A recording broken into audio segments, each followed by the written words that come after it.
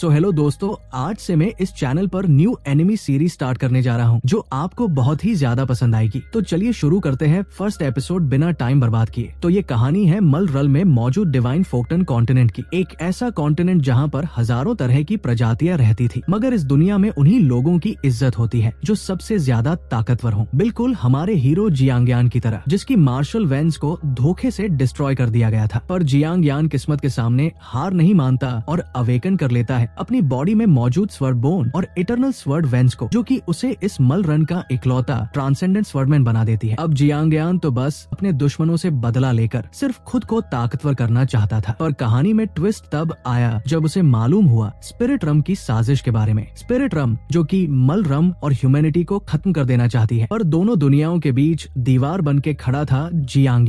क्या जियांग इंसानियत को बचा पाएगा? तो कहानी की शुरुआत होती है एक तूफानी रात के साथ, जहाँ पर हम अपने हीरो जियांग को देख पाते हैं, जो कि घायल हालत में टाउन से काफी दूर पहुंच चुका था। उसके जिस्म पर इतने वार किए गए कि अब उसे चला भी नहीं जा रहा था, इसलिए वहीं पर गिर जाता है। आसमान में बादल काफी जोरों से गरज रहे थे, मानो कि वो जियांग के साथ जो नाइंसाफी हुई थी उसकी गवाही दे रहे हैं। और तभी खून से सनी हुई तलवार लेकर टियानशे वहाँ पर पहुँच गया। वो जियांग से कह रहा था कि तुम्हारी उतनी औकात ही नहीं थी कि तुम्हें टियानी मैनर का टॉप डिसाइपल बनाया जाए, मगर आज मैंने तुम्हें तुम्हारी औकात ही याद दिला दी। जरा मुझे अच्छे से देख लो, मैं हूँ टियानश जिसने तुम्हारी ब्लड लाइन को डिस्ट्रॉय किया। मैं वही टियानशे हूँ जिसे तुमने हरा कर उसका मजाक बना दिया था। जिस पर जियांग कह रहा था कि अगर धोखे से वार नहीं करते तो शायद मैं तुम्हारी बहादुरी की तारीफें करता, मगर तुम्हारे जैसा कायर बस छुप कर ही वार कर सकता है। जो सुनते साथ ही टियानश जियांग के जख्मों को अपने पाव तले रौंदने लगा, जिससे जियांग को काफी ज्यादा तकलीफ हो रही थी। टियान उससे कहता है कि मैं चाहूँ तो अभी तुम्हें खत्म कर सकता हूँ, मगर मैं ऐसा नहीं करूँगा। मैं चाहता हूँ कि तुम कुत्ते जैसी जिंदगी जियो, तुम्हें पता चले कि जलील होना कैसे फील होता है। यहाँ पर जियांग चाहकर भी उसका कुछ भी बिगाड़ नहीं सकता था और ना ही उसे किसी से इंसाफ की उम्मीद थी।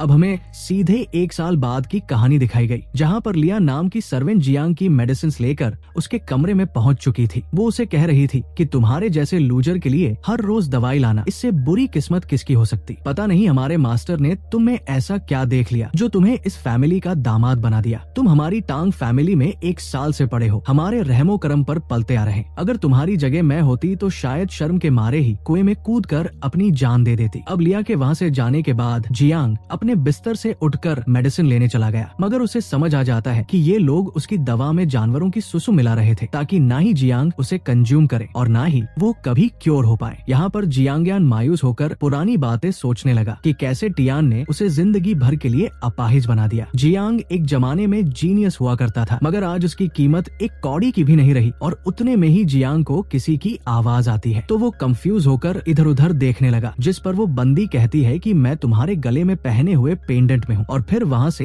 एक व्हाइट एनर्जी रिलीज होकर एक फेरी जियांग के सामने अपीयर हुई। जियांग तो इस फेरी को देख काफी ज्यादा शॉक था और वहीं पर उस फेरी को जियांग की हालत पर तरस आने लगा। वो कहती है कि तुम्हारी ब्लड लाइन डिस्ट्रॉय हो गई और तुम्हारी फाउंडेशन भी कटिक बन चुकी। सच बताओ तो तुम काफी ज्यादा कमजोर हो। पता नहीं सोड सोल बोन ने तुम्हें अपना मास्टर सेलेक्ट क्यों किया होगा। तो जियांग उनसे पूछता है कि आप कौन हो और मेरे पेंडेंट में कहां से आ गई। तो फेरी उसे बताने लगी कि मेरा नाम में है और मैं हेवनली सोडवे की मास्टर हूँ। इस यूनिवर्स की सभी सोड टेक्निक मुझसे ही कमांड लेती है। 10,000 साल पहले मुझे किसी अपने ने ही धोखा दिया था, जिसके चलते मैंने अपना फिजिकल फॉर्म खो दिया और तभी से मैं इस सोड सोल बोन में डीप स्लमर में थी। बच्चे, क्या तुम मुझे बता सकते हो कि ये सोड सोल बोन तुम्हें किसने दी थी? जिस पर जियांग बताने लगा कि ये पेंडेंट तो मुझे मेरी माँ ने उनकी डेथ होने से पहले दिया था। अब यहाँ पर फेरी में जियांग की मदद का जिक्र सुनते ही थोड़ी सी सोच में पड़ गई, मगर वो जियांग को इसके बारे में कुछ नहीं बताती। वो जियांग से पूछने लगी कि बच्चे, क्या तुम अपनी ब्लड लाइन को रिबिल्ड करके सुप्रीम सोड वे को सीखना चाहोगे? जिसके लिए जियांग भी तुरंत ही राजी हो गया। वो फेरिमे को बताने लगा कि 1 साल पहले मेरी ब्लड लाइन डिस्ट्रॉय की गई,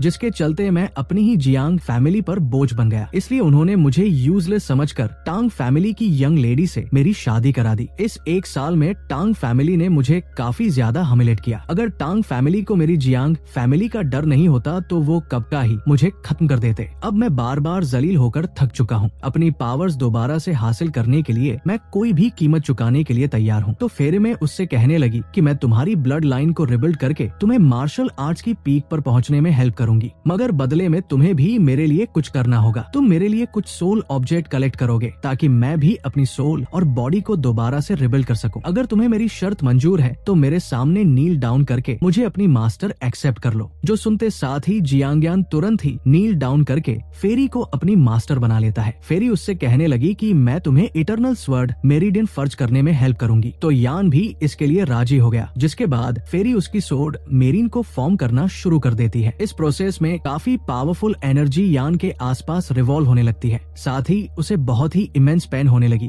और फाइनली यान की बॉडी से बहुत ही स्ट्रांग एनर्जी रिलीज होकर सीधे आसमान की तरफ जाने लगती है। इतना ही नहीं, गैलेक्सी में कई सारी तलवारें फ्लाई करने लगी। वो सारी स्वर्ड सीधे टांग फैमिली के मैनर के आसपास रिवॉल्व होने लगी, जो देख टांग फैमिली के एल्डर टियानजू कह रहे थे कि शायद हमारी जीरो ही कल्टीवेट कर रही होगी। जिस पर उनका बेटा हंगतायु उन्हें बताने लगा कि 01 हेवन मार्शल रन पर ब्रेक थ्रू करने की कोशिश कर रही थी। जो सुनकर टियानजू को यकीन हो गया कि ये फिनोमिना 01 की ही वजह से अपीयर हुआ। वहीं दूसरी तरफ जीरो भी इस फिनोमिना को देखकर कहने लगी कि भले ही मैंने 1 स्टार हेवन मार्शल रन पर ब्रेक थ्रू किया हो, मगर ये हेवनली फिनोमिना मेरी वजह से अपीयर नहीं हुआ। पता नहीं इसके पीछे कौन होगा। और उतने में वो सारी फायर सोर्ड यान के कमरे पर आकर हिट हो गई। साथ ही यान के आसपास काफी तेजी से एनर्जी फ्लक्चुएट होते हुए यान इसमें कामयाब हो गया, मगर उसने देखा कि उसकी मास्टर तो रूम में है ही नहीं, इसलिए वो उन्हें ढूंढते हुए बाहर आ गया। वो देखता है कि उसकी मास्टर तो रूफ पर है। तो यान उनके पास जाकर बताने लगा कि मैंने अपनी इटरनल स्वर्ड मेरे डीएन को फर्ज कर लिया है। तो मास्टर उससे पूछने लगी कि बताओ तुम्हें कैसा फील हो रहा। इसलिए यान अपनी पावर्स को चेक करता है। वो अपने आसपास की सभी लिविंग बींग्स की मूवमेंट को महसूस कर सकता था। साथ ही उसकी पावर उसकी प्रीवियस पावर से काफी ज्यादा अलग थी। तो मास्टर उसे बताने लगी कि इटरनल सोर्ड मेरी इस दुनिया में सबसे ज्यादा यूनिक है। अब तुम कोई मार्शल आर्टिस्ट नहीं बल्कि एक ट्रांसेंडेंट सोर्ड कल्टिवेटर बन चुके। मार्शल आर्टिस्ट ब्लड लाइन को एज अ फाउंडेशन यूज करते हुए अपनी बॉडी और स्ट्रेंथ को रिफाइन कर सकते, मगर तुम्हारी कल्टिवेशन थोड़ी सी डिफरेंट होगी। तुम फिलहाल सोर्ड इंटेंट की पहली लेवल पर पहुंच चुके हो, मगर फिर भी तुम्हारी powers 1 star grand marshal master के बराबरी की होगी। साथ ही वो एक सोर्ड आसमान में हिट करके यान को दिखा देती है कि सोर्ड कल्टिवेटर्स कितने ज्यादा स्ट्रांग बन सकते। फिर उससे कहने लगी कि अगर तुम अच्छे से प्रैक्टिस करो तो तुम भी इस लेवल पर पहुंच जाओगे। जिस पर यान कहने लगा कि मैं मन लगाकर प्रैक्टिस करूंगा ताकि एक दिन में टियान को सबक सिखा पाओ। साथ ही फेरी उसे बताने लगी कि तुम्हें कल ही डीमन कोर्स के 5 एलिमेंट एट्रीब्यूट खरीदने होंगे। जितनी हायर ग्रेड उन एट्रीब्यूट्स की होगी हमारे लिए उतना ही अच्छा है। बस एक बार तुम्हें वो डीमन कोर्स मिल जाए, फिर मैं तुम्हारे लिए 5 एलिमेंट स्वर्ड बॉडी फर्ज करूंगी। और उतने में ही लिया वहाँ पर आने लगी। तो उसे देखते ही फेरी गायब हो जाती है। लिया यान को बता रही थी कि सेकंड मिस तुमसे मिलना चाहती है, तो जल्दी से मेरे साथ चलो। इसलिए यान तुरंत ही उसे फॉलो करते हुए शियार से मिलने चला गया। यान के कमरे में जाते ही इलियार पीछे से दरवाजा बंद कर देती है। तब यान को इस बंदी पर थोड़ा सा डाउट होने लगा। साथ ही वो देखता है कि सेकंड मिस यानी कि शियार सो रही है। उसे समझ नहीं आ रहा था कि अगर शियार ने मुझे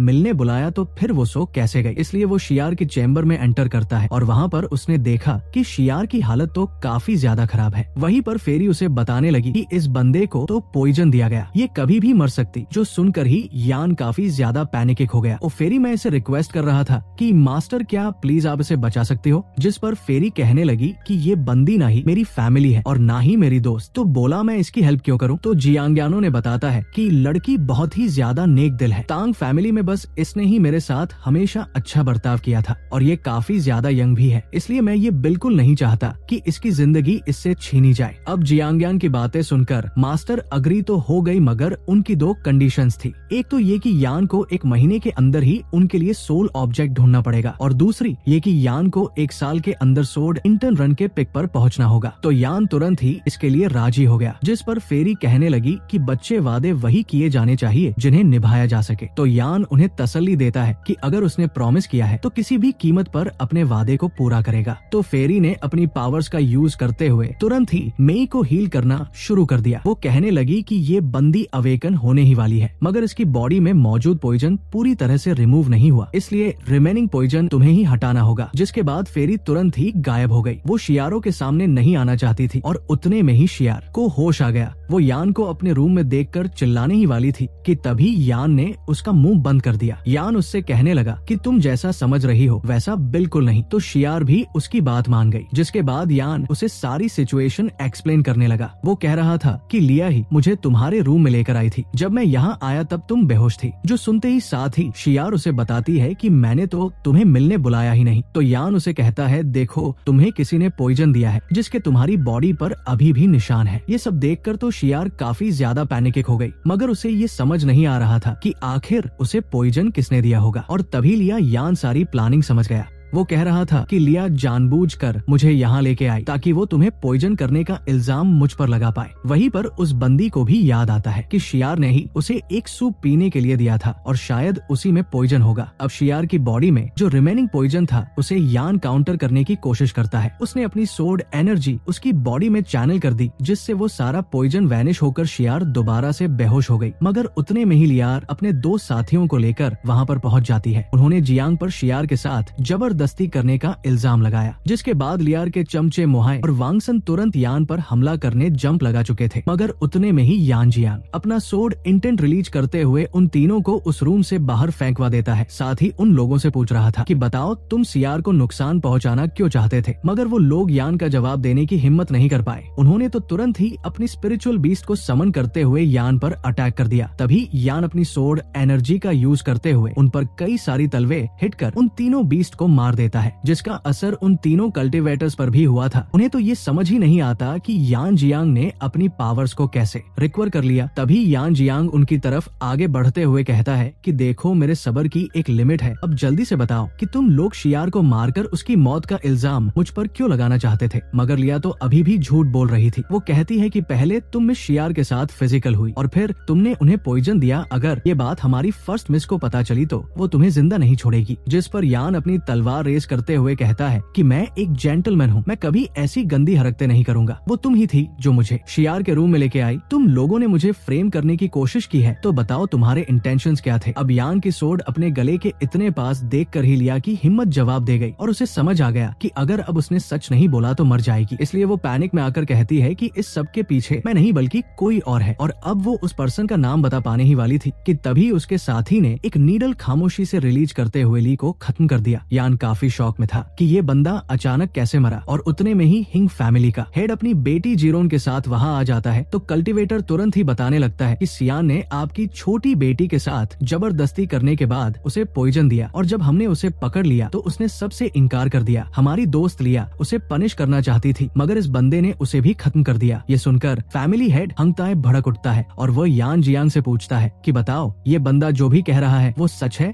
या झूठ। साथ ही वो अपने फायर पावर का यूज करते हुए यान पर अटैक कर देता है, मगर यान ने उसके अटैक को तुरंत ही डच कर दिया। वो हंगताए से कहने की कोशिश कर रहा था कि मुझे फ्रेम किया जा रहा है, न ही मैंने शियार के साथ कुछ गलत किया और न ही मैंने ली को मारा है। मगर एल्डर हंगताए उसकी बातों पर यकीन नहीं कर रहे थे। तब जियांग बोलता है कि मैं जानता हूँ आपने मुझे हमेशा लूजर समझा। अगर मेरी जियांग फैमिली पावरफुल न होती तो आप लोग मुझे कब का निकाल चुके होते और अब मुझ पर इल्जाम लगाने का आपको परफेक्ट मौका मिला है, इसलिए आप इसे जाने नहीं देंगे। तभी जीरो यान से कहती है कि तुम मेरे फादर पर ऐसे इल्जाम नहीं लगा सकते। दरअसल 1 साल पहले इसी बंदे के साथ यान जियांग की जबरदस्ती शादी कराई गई थी और यान कहता है क्या 1 साल में तुमने कभी मुझे एज हस्बैंड ट्रीट किया, तो फिर मैं तुम्हारे फादर के रिस्पेक्ट क्यों करूं, उन्होंने तो हमेशा मुझे टॉर्चर किया है। ये सुनकर एल्डर कहने लगते हैं कि हमने तो बहुत ही खुदगर्ज बंदे को पनाह दी और अब वो गुस्से में आकर जियांग पर कई अटैक करने लगते हैं, मगर जियांग ने उन्हें तेजी से डच कर दिया। साथ ही यान ने अपनी पावर्स यूज करके उन्हें काफी पीछे धकेल दिया, जिससे जीरोन और हंगताए दोनों हैरान रह गए। अब ये दोनों एक दूसरे पर दोबारा अटैक करने लगे। इससे पहले ही शियार होश में आ गई और इसी के साथ एपिसोड यही एंड हो जाता है। Thank you so much for watching. Bye bye, take care.